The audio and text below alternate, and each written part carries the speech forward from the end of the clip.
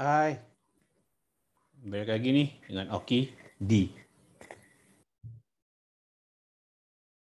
Hihihi. Kalau ada suara itu, maaf ya. Kembali lagi dengan Oki di Oki_Prasetyo27, channelnya YouTube. Ya, hari ini gue akan bicara soal sepak bola. Sepak bola.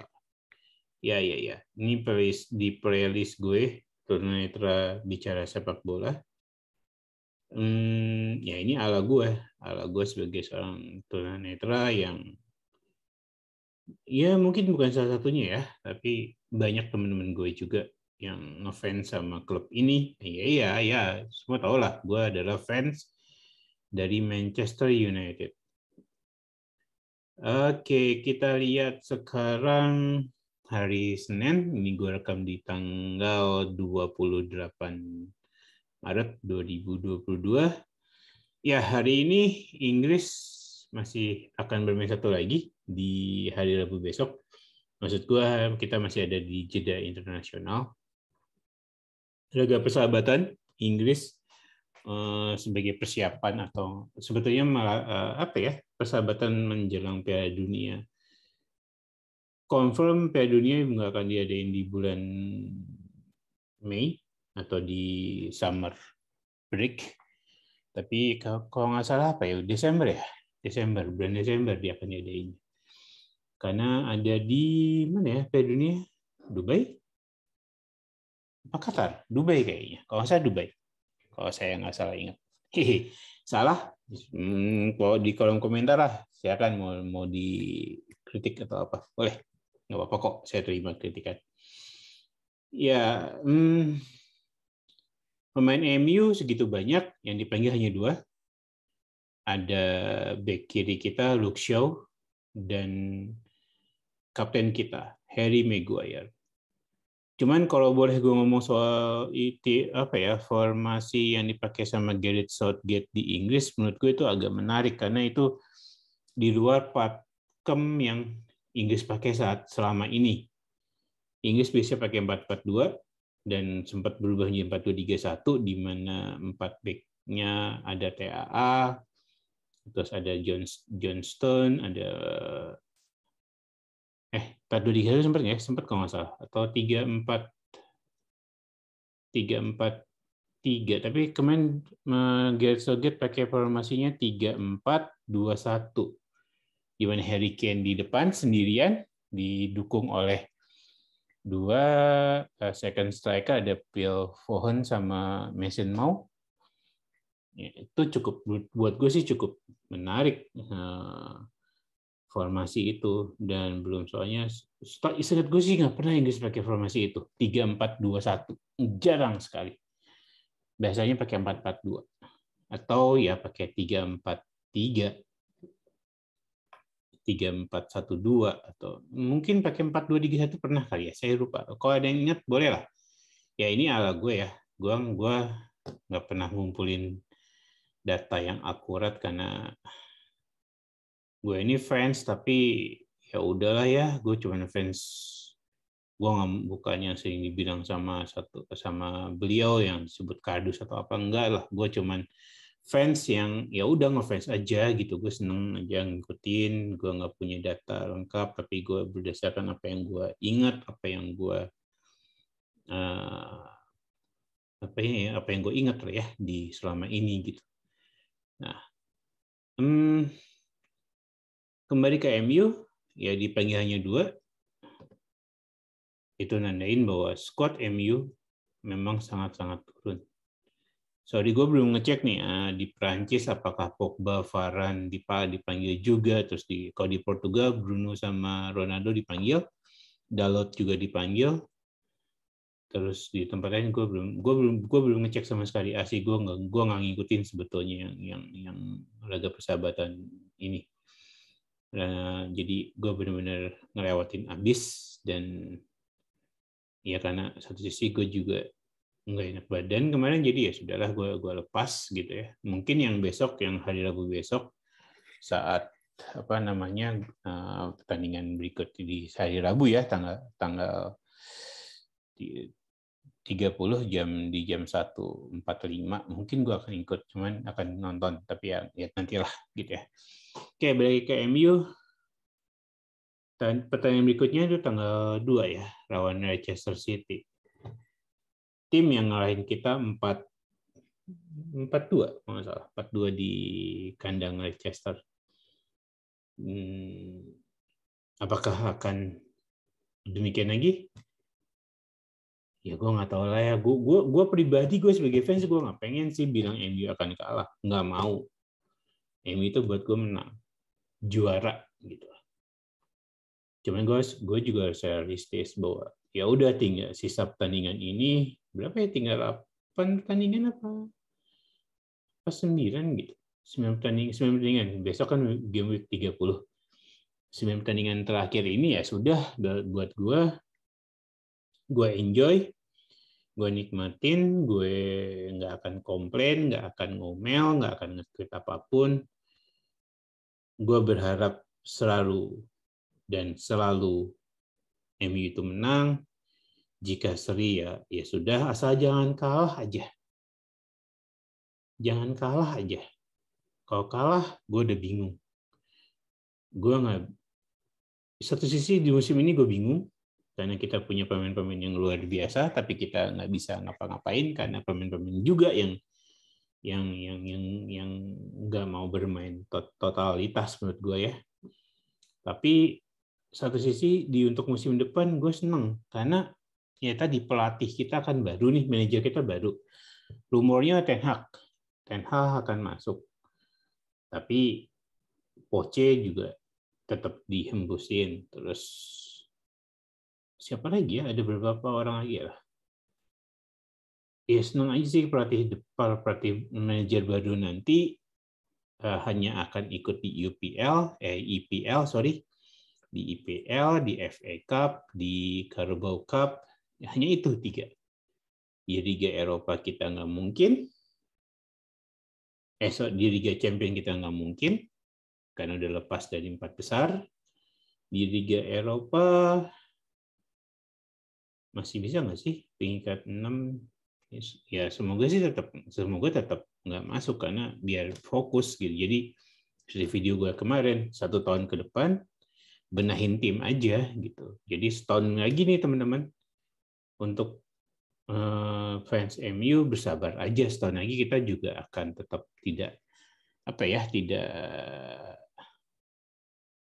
mungkin akan tidak terlalu maksimal karena benahin tim, benar ada pemain-pemain yang dibongkar pasang, pelatih manajer baru juga akan membawa filosofi kepelatihannya, dan macam, ada pro kontra lagi. But at least gue berharap manajer baru ini bisa membawa atau menaikkan keinginan pemain-pemain itu untuk main, untuk berjuang di lapangan hijau. Bukan di meja hijau pengadilan, lapangan hijau. Di lapangan hijau. Ya semoga sih MU musim depan jauh lebih naik gitu ya. Minimal kita bisa bersaing lah sama City, sama Liverpool. Maksud gue minimal bisa bersaing itu maksudnya gini loh. Kita udah kalah 2 kali dari City. Oke, 2-0 sama 4-1. Kita kalah dari Liverpool 5-0. Satu lagi gue belum tahu apakah gimana, tapi ya itu akan menjadi puncak sih kalau kita bisa menang lawan Liverpool di Anfield, puncak sih. Kita kalah 5-0. Maksud gue minimal bisa bersaing itu minimal ngelawan, nggak usah yang melempem gitu. Kalau lu kalah tapi lu berjuang sampai mati-matian, kita juga pasti akan respect gitu. Itu sih maksud gue. Ini berkali kali gue ngomong, berjuang maksimal, apapun hasilnya kita pasti akan respect, apapun hasilnya kita pasti akan support. nggak ada hasil, kita juga akan support kok untuk fans MU yang bukan setahun 2 tahun ini baru jadi fans gitu. Tetap akan support kok. Tetapi ya sekali lagi tunjukin aja dulu gitu loh. Bukan di sosial media lu ngoceh gitu, tapi di lapangan hijau gitu. Lapangan hijau lu nunjukin gitu. Tuh buat gue. Tapi kalau untuk manajer sekali lagi gue nggak mau pusing, banyak kok di YouTube lu bisa apa namanya, bisa carilah siapa yang akan dipilih, siapa aja yang udah di interview, siapa aja yang udah di apa namanya didatengin. Ya, lu bisa lihat di YouTube banyak kok. Banyak banget. Tapi kalau menurut gue pribadi, kalau kita bicara MU, bicaranya adalah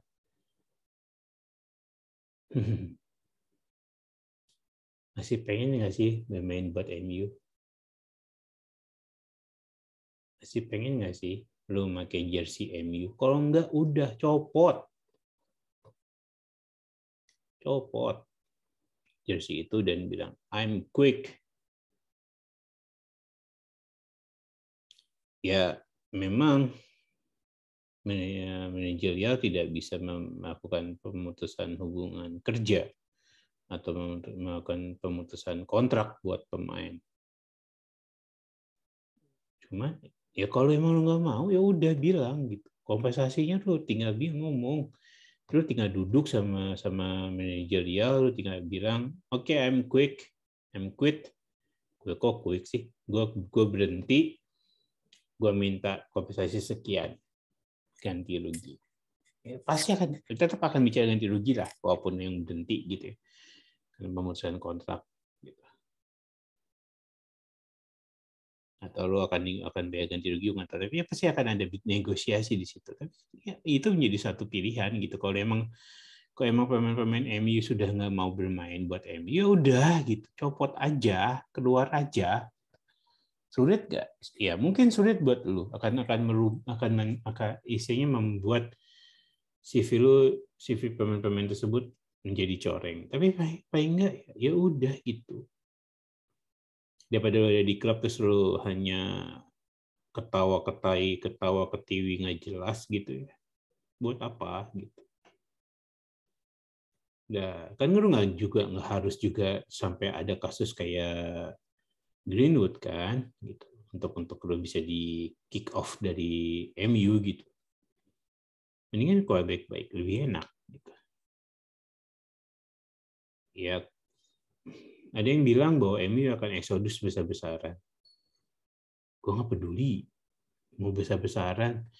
Kayak ada di satu YouTube, gue lupa siapa namanya, bilang di satu episode, dia bilang gini, MU sudah saatnya memanggil para pemain-pemain yang dipinjam.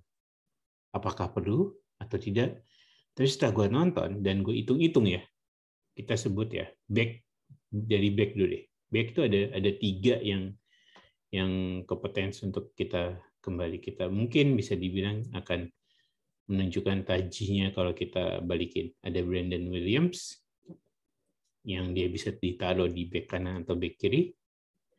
Ada Teten Mendy, ada Axel Tuanzebe.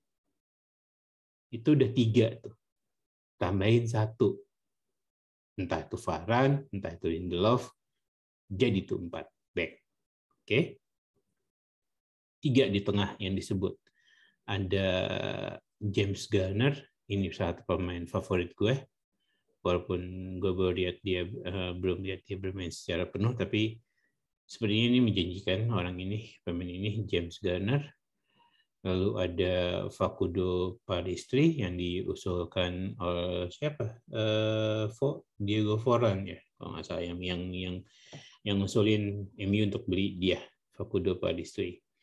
Lalu ada Diallo ya, yang dipinjamkan juga. Tambahin 1 Bruno. Jadi itu 4. Jadi 4. Lalu pemain depan, Martial. Martial apakah perlu? Enggak lah ya. Depan kita masih bisa. Masih ada Sancho, masih ada Elanga. Kita bisa pakai 4-4-2, taruh mereka 2 di depan. Jadi dari pemain pinjaman aja udah bisa bikin satu tim, tambahin satu, tambahin De Gea, tambahin Varane atau Lindelof, lalu ditambahin Bruno atau Van de Beek mungkin akan dipakai. Kalau Ten Hag yang masuk, mungkin Van de Beek bisa diangkat karena Ten Hag tahu posisi yang pas buat Van de Beek gitu ya. Masih ada Sancho, Elanga. Ya kalau CR7 mau cabut, Lingard mau cabut, Pogba mau cabut, harus ada yang minta Maguire juga dicabut, cabut dia atau dijual. Terus ada yang bilang Luke Shaw juga akan dilepas. Ya udahlah udah silakan deh, silakan. Lu mau milih siapapun silakan. Atau siapapun yang mau dijual silakan, bebas aja. Yang penting buat gue, kalau kemarin di channelnya Pak Helmi ya ngobrol sama Koci sama siapa satunya itu wanita, saya lupa namanya. Nah, itu Koci nyebutin tuh the list gaji yang ada di MU. Ya yang penting itu gaji itu hilang dulu deh, atau turunin dulu lah.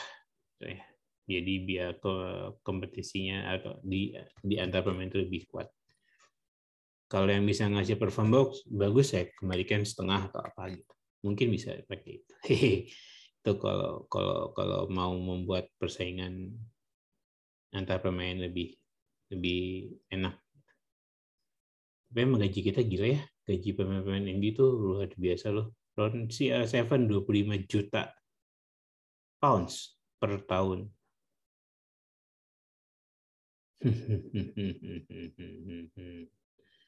Kalau 12 bulan, 2 juta per bulan, ya baru 24 juta, ya kan? 2 juta pounds per bulan, 1 pound, anggaplah 20.000, nolnya 6, tambahin 4, udah 10 tuh. 40 miliar sebulan. Bawa ke Indonesia, lu bisa beli rumah sangat besar. Atau lu mau investasi di Indonesia, wow, dahsyat itu. Beli mobil, udahlah. Ya makanya mobilnya CR7 kan the best collection car in the world gitu ya. Gitu. Ya. Kalau itu bisa dihilangkan kan lumayan, 25 juta itu bisa buat gaji 5 orang mungkin. Atau bisa gaji 6 pemain atau 2-3 pemain mungkin gitu. Setahun. Who knows gitu, siapa tahu. Tapi yang jelas setelah kita tahu daftar gaji itu, gue cuma berpikir seperti tadi, apakah lu layak gaji segitu tapi nggak perform sehebat yang lu milikin gitu. Kasihan loh kita ini yang menanggung nama besar itu, bahwa gila lu di situ ada CR7 nggak bisa ngangkat juga.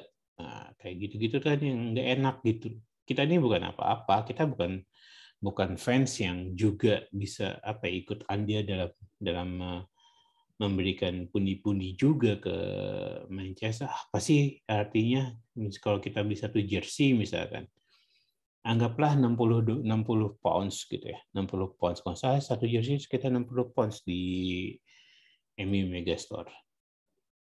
Anggaplah 60 pounds. 60 pounds itu berarti 1,2 juta. 1,2 juta itu apa sih artinya? 60 pounds itu apa sih artinya? Kecil, sangat kecil. Mikro kali. Kalau bicara kuku mungkin seujung kuku doang, ujung kecil kuku gitu. Kami hanya bisa bantu itu. Kami nggak bisa membantu untuk yang lebih dan lebih, tidak. Tapi apakah iya fair enough gitu. Lu dengan gaji sebesar itu, lu mau nunjuk apapun bisa, lu mau beli apapun bisa, tapi lu nggak bisa ngasih performan yang luar biasa di lapangan. Yang ada marah-marah aja, kok nggak dikasih umpan marah, gitu nggak di, ya istilahnya sekali lagi bahasanya nggak ada teamwork gitu kan. Lu nggak punya teamwork tapi gaji lu sangat-sangat luar biasa. Dan hanya satu orang di antara mereka, di antara starting lineup MU yang biasa, yang masih bisa gue appreciate itu hanya David De Gea dengan berapa masalahnya 19 juta, tapi performanya tiap pertandingan luar biasa gitu.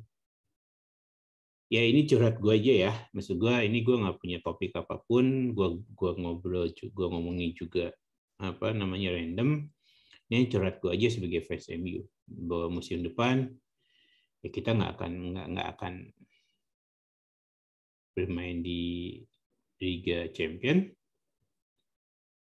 dan mungkin juga di Liga Eropa. Apa sih apa namanya, kalau bila kita nggak main di sana, apa sih yang mungkin terjadi? Ya kita nggak punya daya tarik untuk datangin pemain-pemain bintang. Haaland lu mau gitu main di IPL doang? Andai mau gajinya berapa? Nah, nggak tahu lah gitu. Oke. So, buat fans MU, sekali lagi Oki ngajak, khususnya buat fans MU di Indonesia, Oki ngajak bahwa untuk 9 pertandingan sisa, enjoy aja, nikmatin aja. Nggak usah berpikir macam-macam, nggak usah berpikir yang marah-marah. Ini nggak bisa, udahlah. Udah. Cukup. Kita nonton aja, kita nikmatin aja, nggak usah ngikut apapun, udah nikmatin aja. Kalah, jangan sampai seri dikecilkan, menang diperbesar. Itu harapan gue sebagai fans MU. Ya, itu aja dulu curhatan gue. Yang ya tunanetra nonton bola, tunanetra sebagai fans bola, itu walaupun terkadang gue suka salah juga dalam melihat, gue pikir itu pemain MU, ternyata itu pemain lawan, ya nggak apa-apa lah ya, tunanetra gitu kan, hanya bisa mendengar dari apa yang disampaikan oleh komentator. Dan ketika komentator itu diam, tidak bicara, kita bingung. Kita nggak tahu siapa yang membawa bola, kita nggak tahu siapa yang membuka peluang, ya udahlah, atau gol ya. Makanya gue selalu kombinasi antara streaming dengan aplikasi di HP. Itu gue kombinasi itu. Jadi kalau sekarang streamingnya masih di Mola, gue streaming nonton live di Mola, tambah lagi gue pakai Forza Football, aplikasi yang biasa gue pakai, yang gue tahu di iPhone gue. Gitu. Oke, so ini yang kedua kalinya. So, ya udah, gue pamit. Terima kasih udah nonton, dan terima kasih juga udah mau dukung channel ini. Sorry kalau banyak salah, tapi yang jelas gue masih dalam perbaikan, dalam mencoba untuk lebih baik lagi. Oke, pamit. Salam. Oki_Prasetyo 27.